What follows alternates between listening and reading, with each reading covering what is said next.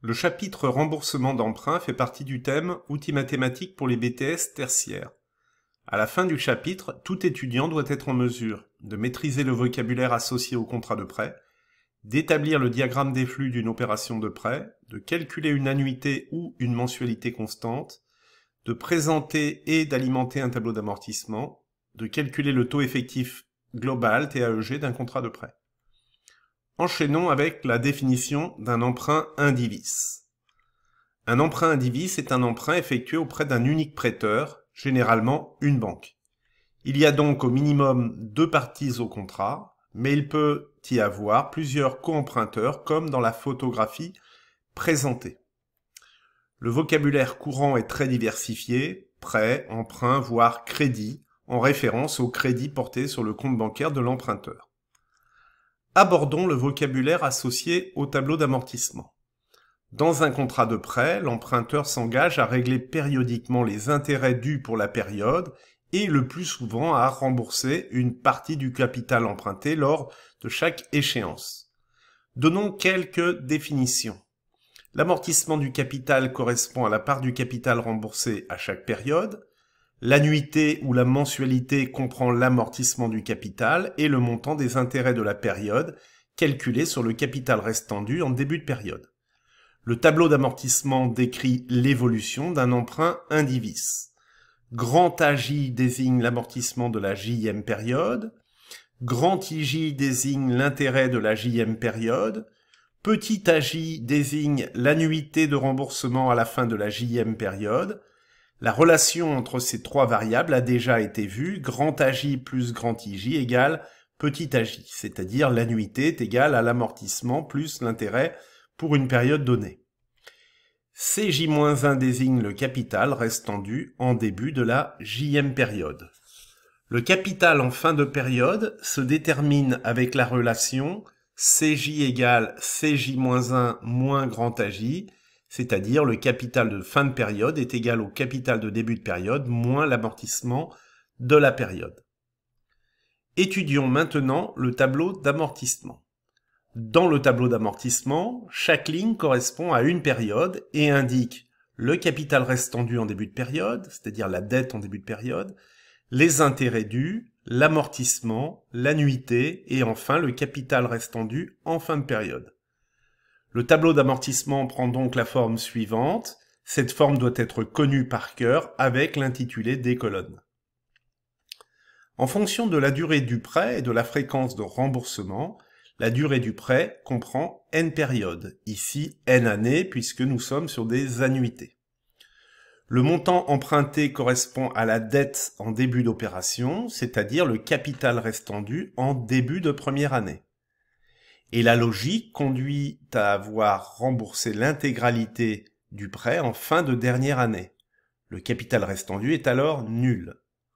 L'intérêt dû en fin de première année, grand I1, est égal au capital C0 multiplié par le taux d'intérêt nominal. Attention, il faut transformer le taux nominal en taux périodique proportionnel lorsqu'il ne s'agit pas d'annuité, des mensualités par exemple. L'amortissement de première année est noté grand A1. Son calcul dépend du mode de remboursement choisi pour le prêt. Nous l'étudierons dans ce cours, il s'agit de la part de capital remboursée au terme de la première année.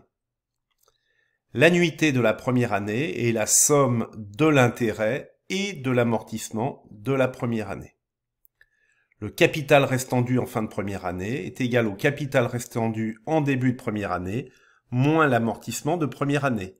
Une part de la dette a ainsi été remboursée. La dette en début de deuxième année correspond à la dette en fin de première année. Et on réitère ces opérations pour finaliser le tableau d'amortissement de l'emprunt. Étudions la première modalité de remboursement, le remboursement par annuité constante. Et donnons une définition. Un emprunt est dit à annuité constante ou mensualité ou trimestrialité constante si le montant remboursé à chaque période est constant. La répartition entre amortissement et intérêt varie dans le temps. Alors, comment s'effectue le calcul de l'annuité ?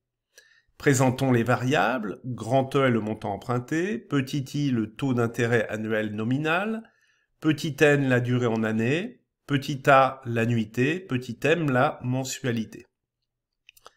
La formule de l'annuité constante est la suivante. Petit a égale grand E fois i, le tout divisé par 1 moins 1 plus i à la puissance moins n.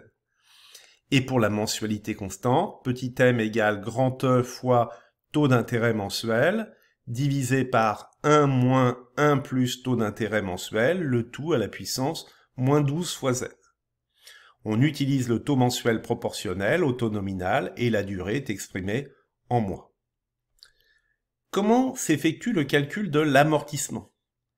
L'amortissement est calculé en retranchant les intérêts de la période à l'annuité.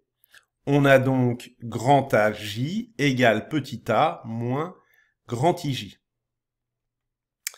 Le diagramme des flux a déjà été présenté à plusieurs reprises dans les cours précédents.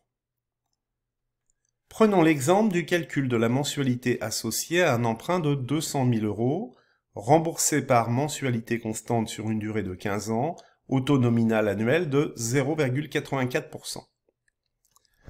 Grand E égale 200 000, petit i égale 0,84%, c'est-à-dire 0,0084.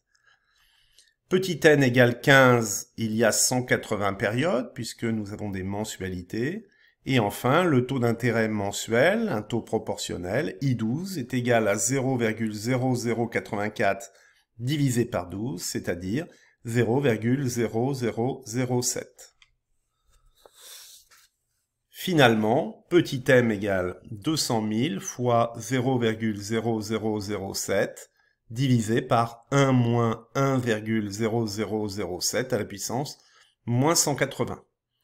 Et on a approximativement 1182,97 €.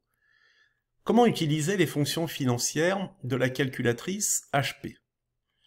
Reprenons notre exemple précédent. Les différentes étapes ont déjà été étudiées dans le cours sur les annuités. La première action consiste à effacer la mémoire TVM, c'est-à-dire la mémoire financière, ou bien l'ensemble des mémoires. La deuxième action consiste à vérifier que le mode End est actif, sinon il faut basculer du mode Begin au mode End, la procédure est rappelée.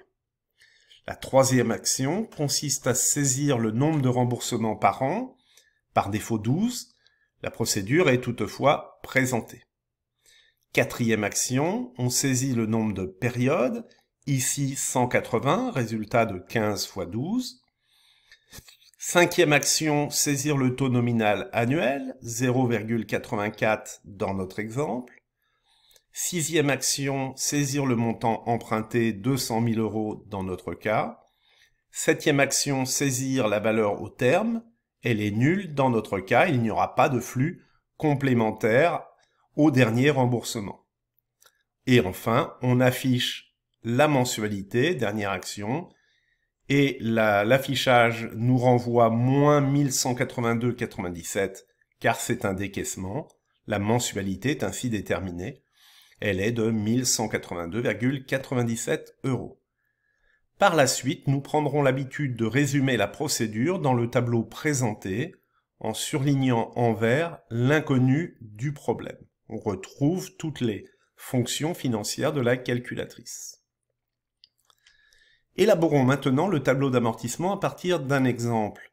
Cet exemple sera commun à tous les types de remboursements. Il s'agit d'établir le tableau d'amortissement d'un emprunt de 81 165 €, remboursé par annuité constante sur une durée de 7 ans, au taux annuel de 6%. Donc nous venons de le dire, le taux nominal est de 6%, et l'annuité peut être calculée à partir de la formule. Donc petit a égale 81 165 fois 0,06, divisé par 1 moins 1,06 à la puissance moins 7, c'est-à-dire 14 539,49. À titre d'entraînement, vous retrouverez ce résultat en utilisant les fonctions financières de votre calculatrice. Le format du tableau est maintenant connu. La durée est composée de 7 périodes annuelles. La dette de départ est de 81 165 €. À la fin du prêt, la dette ou capital restant dû sera nulle.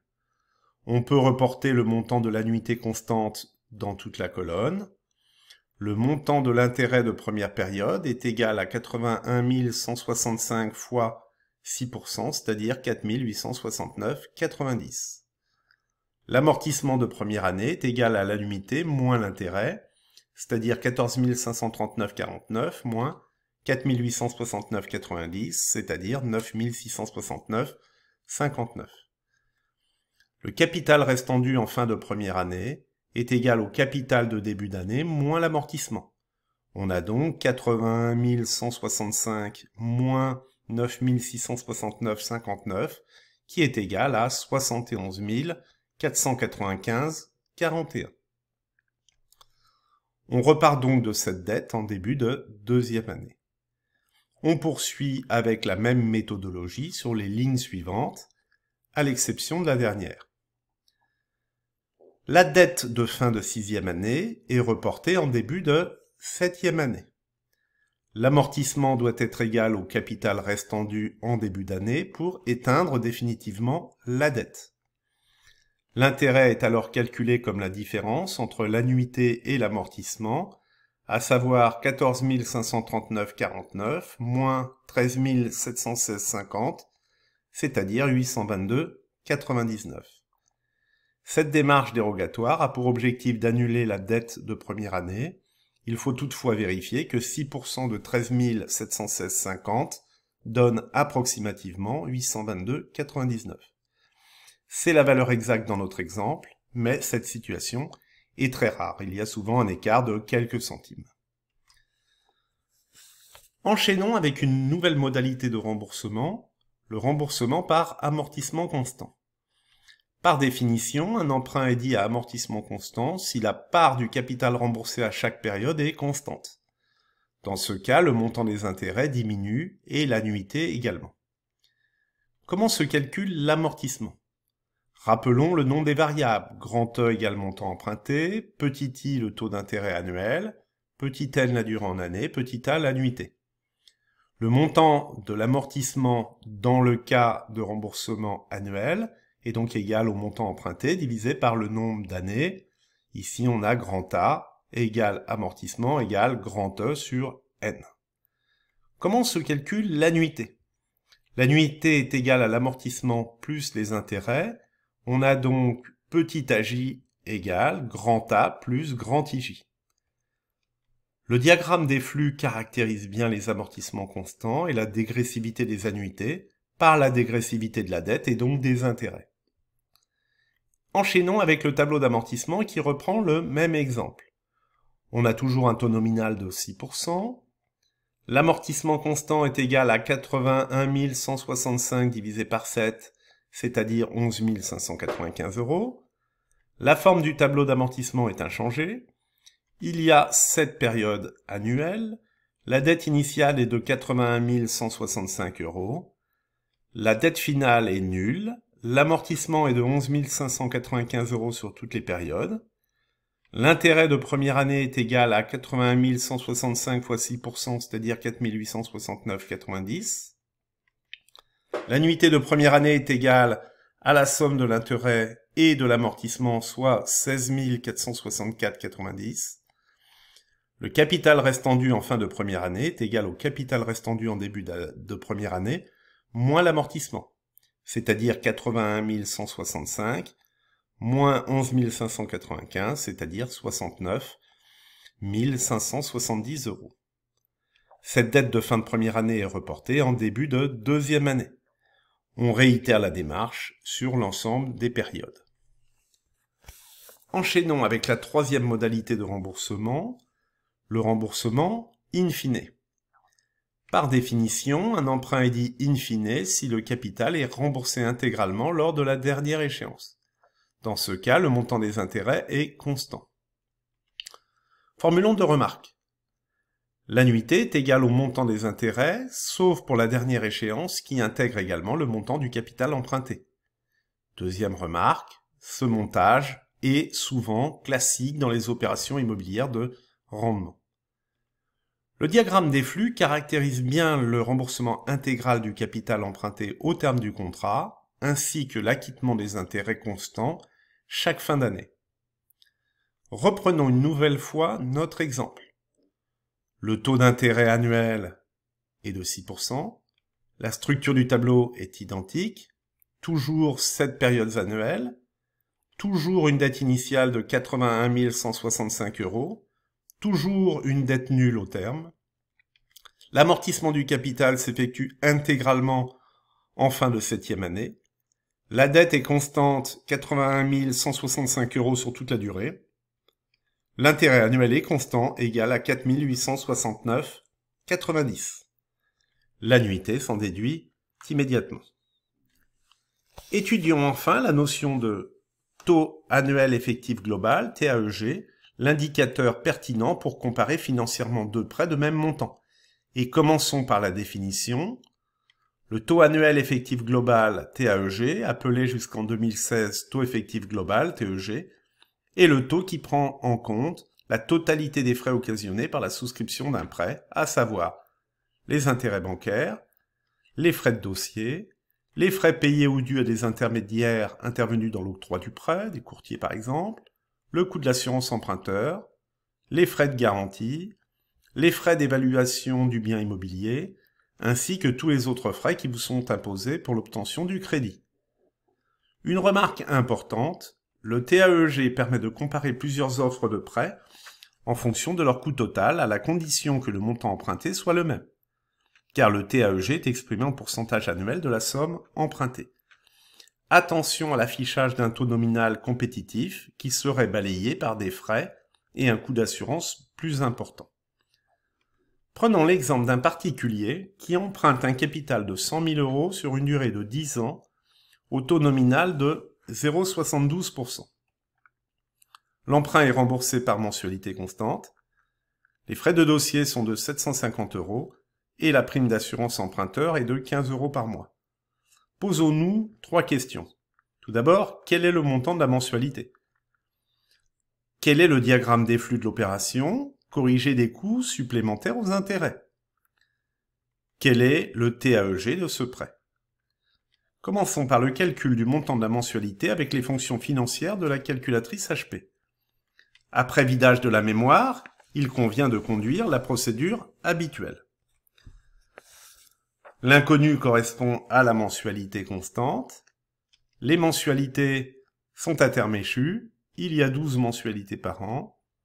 Il y a 120 périodes, 10 x 12. Le taux nominal annuel est de 0,72%. Le client encaisse le capital de 100 000 € en début de prêt. Il n'y a aucun plus financier complémentaire à la dernière annuité. La future value est nulle. La mensualité est de 863,94 €. On peut la retrouver évidemment par le calcul, comme nous l'avons déjà vu. Petit m égale grand E fois taux d'intérêt mensuel divisé par 1 moins 1 plus taux d'intérêt mensuel à la puissance moins 12 fois n. Et en passant à l'application numérique, on retrouve les 863,94 €. Élaborons le diagramme des flux en intégrant les frais de dossier et les primes d'assurance. Le flux net initial est égal à 100 000 moins 750, c'est-à-dire 99 250 €. Les paiements sont de 863,94 € la mensualité, plus 15 € de coût d'assurance, c'est-à-dire 878,94 €. Le diagramme des flux est donc le suivant. On a bien un encaissement net de 99 250 et 120 paiements de 878,94 €. Passons au calcul du TAEG. La procédure est maintenant bien assimilée. L'inconnu est le taux d'intérêt annuel global, mais attention, la calculatrice retournera un taux nominal qu'il faudra convertir en taux effectif pour obtenir le TAEG. Les mensualités sont payées à terme échu. Il y a 12 mensualités par an. Il y a 120 périodes. Le flux net initial est de 99 250. Les décaissements mensuels sont de 878,94 €. Il n'y a aucun flux financier complémentaire au dernier remboursement mensuel. La future value est nulle. Le taux annuel nominal global est de 1,219%. Le taux annuel effectif global TAEG est de 1,23%. La conversion du taux nominal en taux effectif a déjà été vue lors d'une vidéo précédente. Il est important de bien comprendre les différences entre les trois modalités de remboursement, de mémoriser la structure du tableau d'amortissement et de dompter les fonctions financières de votre calculatrice. Quelques cas pratiques vous permettront d'atteindre les objectifs.